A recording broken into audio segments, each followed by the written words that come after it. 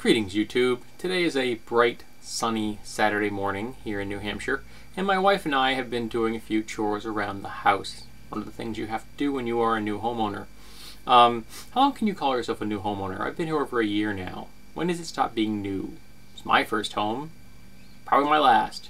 I guess I'll have to think about that.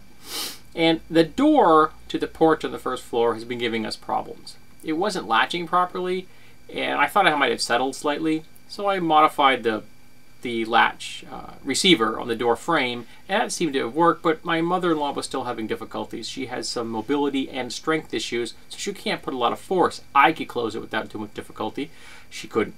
So I went downstairs, and I'm looking at it, and I'm like, yeah, the top hinge looked like it had a little bit of motion in it, so I'm thinking, well, maybe if I pull that in, and if I shim the bottom just a little, and I bring it into alignment. Okay, cool. So I take the screws out of the bottom hinge.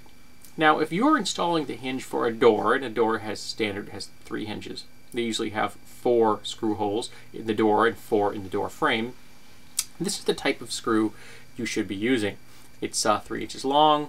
It's got I like this one because it's got a self-starting, see that little slot right there? Yeah, that little light plate on it? Yeah, right there. That's a self-starting screw, so it'll start for you. You don't have to drill a hole, which is nice. And this particular one is a square drive, which I happen to consider far superior to a Phillips head. You're much less likely to strip it out. I've never stripped out a square drive screw, which is nice.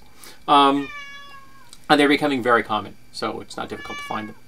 And so again, you want a 3-inch screw. That's what you want. Now, the screws I found were Phillips head. Problematic. I don't like them, but you know, the contractor put them in. He does like them. You know, half is one, six ones, half a dozen another. Not going to worry about that. However, I had a small problem.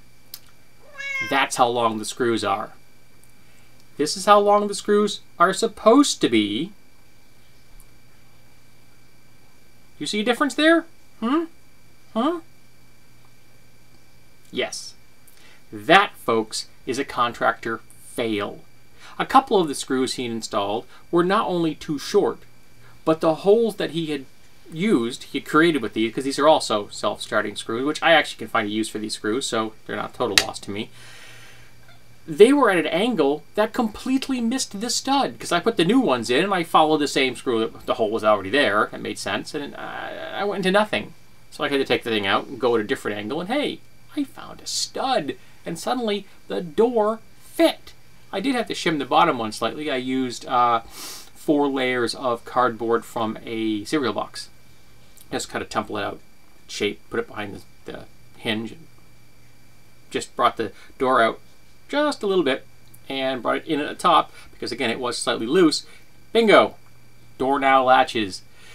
And this is safe, and this, which you can't even see it, my fingers, it's so small, is not safe.